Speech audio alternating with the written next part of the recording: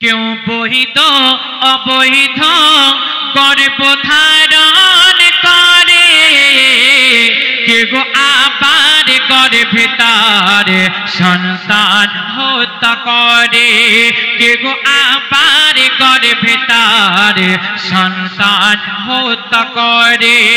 কেউ জন্ম দিয়ে দেয় রাস্তাঘাট ফেলে, কেউ জন্ম দিয়ে দেয় রাস্তাঘাট ফেলে।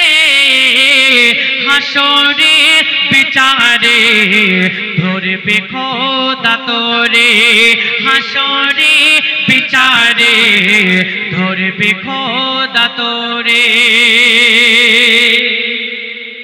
ছোট ছোট মাসুম বাচ্চারা তারা কি করেছিল?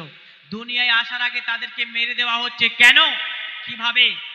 যখন গর্ভে সন্তান থাকে 6 মাস 7 মাস, আমার অনেক মা বোনের আছে সন্তানকে নষ্ট করে দেয়। দিলে তাদের কি হয়? পেট থেকে তাদেরকে কেটে কেটে কেটে কেটে বার করা হয়, জ্বালা যন্ত্রণা দিয়ে মারা হয়। ওই সন্তান কি বলবে আর কি ঘটনা ঘটছে লিখছে দেখুন। ওরা সব গহনা মাসুম শিশু, করেনি অপরাধ করেনি তো কিছু। যে জন্ম নেবে খোদারে দুনিয়ায়, তার রিজিক যোগাবে মোর আল্লাহ দয়াময়। তবে কোন সে কারণে আসতে দাওনি ভুবনে, তুমি পারবে না দিতে জান, তবে নিচ্ছ কেন কেড়ে? এর জবাব নেবে তোর আখিরের বিচারে, এর জবাব নেবে তোর আখিরের বিচারে। কি জবাব দেবে গো বলো খোদা দারে, কি জবাব দেবে গো বলো খোদা দারে। কেউ বৈধ অবৈধ গর্ভধারণ করে, কেউ আবার গর্ভে তার সন্তান হত্যা করে, কেউ আবার গর্ভে তার সন্তান হত্যা করে। শেষ কথা শুনবেন, কাল কিয়ামতের ময়দানে আল্লাহ পাক ওই সন্তানকে জিন্দা করবে। আগের গজলে কি বলেছি? যে বাপ মাকে না নিয়ে আমরা সন্তান জান্নাতে যাব না। আবার ওই শিশু সন্তান কাল কিয়ামতের ময়দানে কি বলবে আল্লাহ পাককে, আর ওই কিয়ামতের মাঠে ওই সন্তানকে আবার জিন্দা করবে। শেষ কথায় বলছে দেখুন,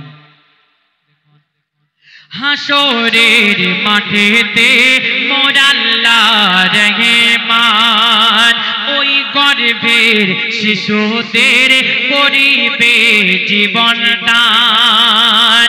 তারা সেদিন বলবে আল্লাহ দয়াময়, আমরা চেয়েছিলাম আসিতে দুনিয়ায়, মোদের বাপ আর মা মিলে দুজনা, মোদের বাপ আর মা মিলে দুজনা।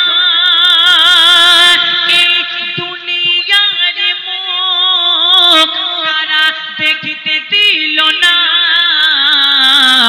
আজ জ্বালাতে যদি হয় তো জাগের ভিতরে, আজ জ্বালাতে যদি হয় তো জাগের ভিতরে।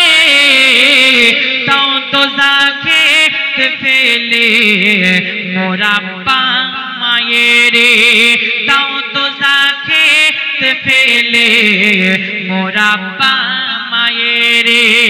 কেউ বৈধ অবৈধ গর্ভধারণ করে, কেউ আবার গর্ভে তার সন্তান হত্যা করে, কেউ আবার গর্ভে তার সন্তান হত্যা করে, কেউ জন্ম দিয়ে দেয় রাস্তাঘাট ফেলে, হাসরে বিচারে ধরবে খোদা তোরে, হাসরে বিচারে ধরবে খোদা তোরে। আজকে আমি এই গজলের মাধ্যমে কি বোঝাতে চেয়েছি, যে সমস্ত আমার মা বোনেরা বাচ্চাকে হত্যা করে, যারা সন্তানকে নষ্ট করে, তাদের এই পরিণত হবে কালকে আমাদের ময়দানে ওই বাচ্চাকে জিন্দা করবে, আর বাচ্চা বলবে আল্লাহ আমার ওই বাপ মাকে তুমি জাহান্নামায় দিয়ে দাও। আবার আগের গজলটা কি বললাম, যে ওই বাপ মাকে না নিয়ে আমি জান্নাতে যাব না। কত সুন্দর পরপর সাবজেক্ট। আর সত্য কথা বলতে এই বৃন্দাবনপুর গ্রামে আমি যখন দাওয়াত নিয়েছি, আমার মজদুল ভাই ফোন করেছে এবং কমিটি ভাইরা, যখন আমি দাওয়াত নিই আমি সব দাওয়াতটুকু আমি লিখে রাখি এবং অ্যাডভান্স ছাড়া অনুষ্ঠানে যাই না।